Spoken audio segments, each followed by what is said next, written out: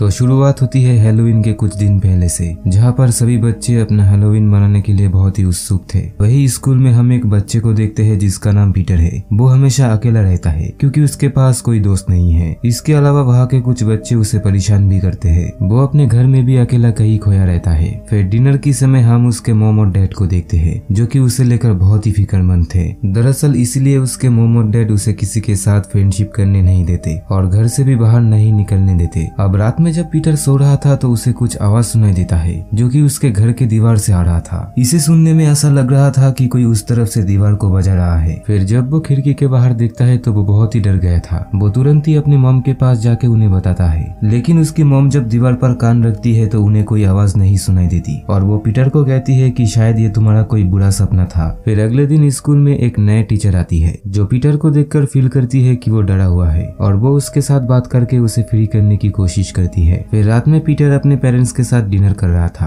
वहाँ पर पीटर उन्हें बताता है कि मैं हैलोवीन के दिन बाहर जाना चाहता हूँ और सभी के साथ ट्रिक और ट्रीट गेम खेलना चाहता हूँ, लेकिन उसकी मॉम उसे साफ साफ मना कर देती है। और यहाँ पर उसकी डैड उसे एक हादसे के बारे में बताने लगता है। वो बताते हैं कि जब तुम पैदा नहीं हुए थे तब इस टाउन की एक बच्ची हैलोवीन की रात को ट्रिक और ट्रीट गेम खेलने के लिए बाहर गई थी, पर अचानक वो लापता हो गई और तभी से हम इस हादसे की वजह से डरे हुए हैं और तुम्हें हम इसलिए बाहर नहीं जाने देते। फिर सारी बातें सुन के पीटर अपने रूम में आके सो जाता है। यहाँ पर हम देखते हैं कि दूसरी तरफ से दीवार को कोई पुश कर रहा है और साथ ही हम एक लड़की की आवाज सुनते हैं जो कि पीटर को बुला रहा था। पीटर इसे सुन के डर के मारे चिल्लाने लगता है और उसकी आवाज सुन के उसका डैड वहाँ पर आता है। वो जब दीवार पे कान रख के सुनता है तो उसे कुछ भी नहीं सुनाई देता और फिर से वो पीटर को समझा के उसे सुला के वहाँ से चला जाता है। फिर अगले दिन उसके डैड दीवार के चारों ओर चूहे मारने की दवा डाल देता है और पीटर को समझाता है कि शायद दीवार के उस तरफ चूहे हैं जो कि तुम्हें परेशान कर रहे हैं, पर अब वो तुम्हें परेशान नहीं करेंगे क्योंकि मैंने दीवार के चारों ओर चूहे मारने की दवा दे दी है। अगले दिन नई टीचर सभी बच्चों को ड्राइंग करने के लिए देता है, पर पीटर यहाँ पर अपने कमरे की ड्राइंग बनाता है और उस पर लिख दिया था हेल्प मी। उसका टीचर ये ड्राइंग देखकर उसके लिए फिक्र करने लगती है और अगले दिन वो पीटर के घर जाती है जहाँ पर उसकी मुलाकात पीटर की मॉम से होती है। लेकिन पीटर की मॉम उसके आने से थोड़ी नाराज थी। वो कहता है कि मेरा बेटा हमेशा ऐसा ही करता रहता है, वो जो कुछ भी सोचता है वही ड्रॉ कर देता है,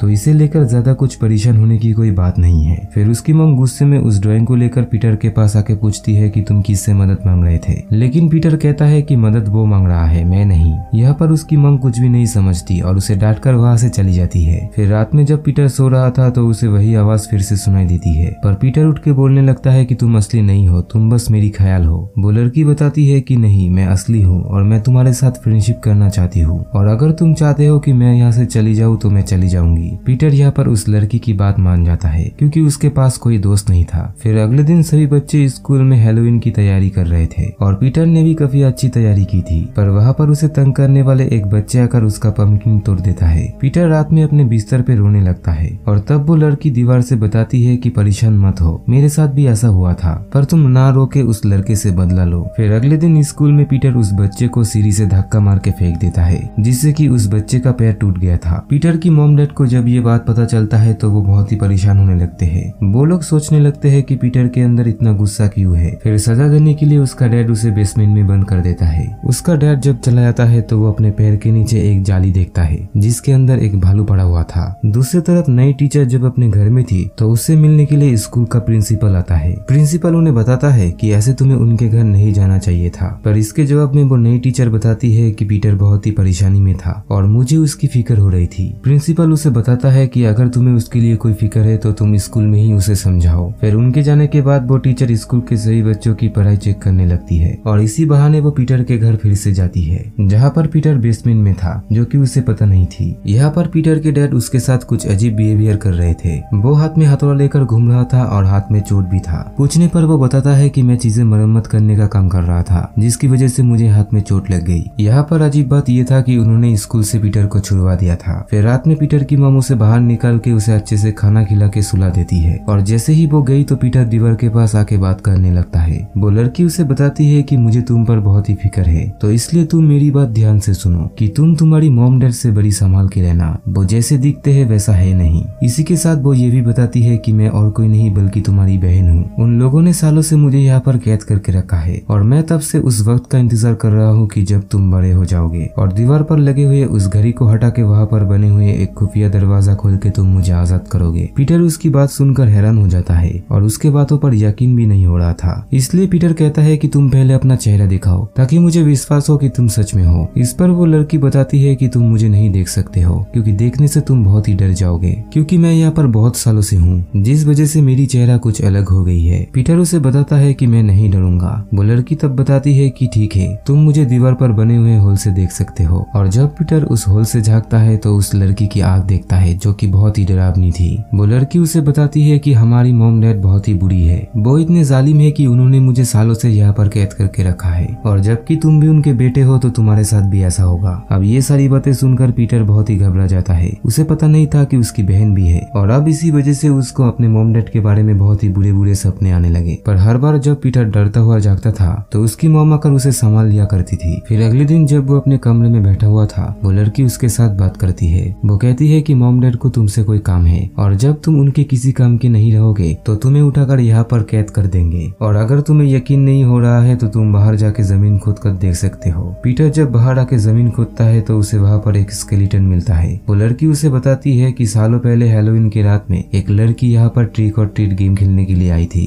और तब मैंने उससे मदद मांगी थी, लेकिन मॉम डैड ने उसे पकड़कर मार दिया ताकि वो बाहर जाके मॉम डैड का राज सबको न बता दे। अब पीटर परेशान होकर अपने स्कूल के नए टीचर को फोन लगाता है क्योंकि वो अब अपने ही मॉम डैड से बहुत ही डर चुका था। पर अचानक उसकी मॉम आकर वो फोन ले लेती है और उसके टीचर को यहाँ पर फोन करने से मना कर देती है। वो जब पीटर के ऊपर गुस्सा करते हुए पीटर के कमरे में आई तो वो दीवार में उस होल को देखता है। उस होल को देखकर वो सोचने लगती है कि आखिर इस लड़की ने पीटर को क्या कहा और अगर कुछ गलत होगा तो हमारे बेटे के साथ ही होगा। फिर रात में पीटर के साथ वो लड़की फिर से बात करने लगती है। वो कहती है कि मैंने मॉम डैड को बात करते हुए सुना, उन्होंने फैसला किया है कि वो लोग अब तुम्हें भी मार देंगे, तो इसलिए तुम्हें जल्दी कुछ करना पड़ेगा जिससे कि तुम्हारी जान बच सके। फिर थोड़ी देर बाद हम देखते हैं कि पीटर अपने मॉम डैड के साथ बैठ के डिनर कर रहा है, जहाँ पर उसकी डैड को कुछ अजीब सा महसूस हुआ। वो ये नोटिस करती है कि पीटर कुछ भी नहीं खा रहा है। उसका डैड उसे जबरदस्ती पूछता है कि फिर से क्या किया तुमने। पीटर कहता है कि ज्यादा कुछ नहीं, आपने मेरे बहन को चोट पहुंचाया, दुख दिया, इसलिए मैंने उसका बदला लिया। और तभी उन्हें खून की उल्टियां होने लगी। दरअसल पीटर ने उस लड़की के कहने पर अपने मॉम डैड के खाने में जहर मिला दिया था और अब उसकी डैड वहाँ पर ही मर जाता है। यहाँ पर उसकी मॉम हाथ में चाकू उठाकर पीटर की तरफ आने लगी, पर पीटर उन्हें सीढ़ियों से धक्का दे देता है। दरअसल पीटर की मॉम ने चाकू उठाई थी उसे मारने के लिए नहीं, बल्कि उसे बचाने के लिए, क्योंकि पीटर ने उस घड़ी को हटा के उसके पीछे खुफिया वाले दरवाजे को खोल दिया था, जिससे वो लड़की इतनी देर से मासूम बन रही थी। वो एक क्रीपी स्माइल देते हुए बाहर आती है। अब हम घर के बाहर देखते हैं, जहाँ पर वो बच्चा यानी कि पीटर ने जिसे सीढ़ियों से फेंक दिया था,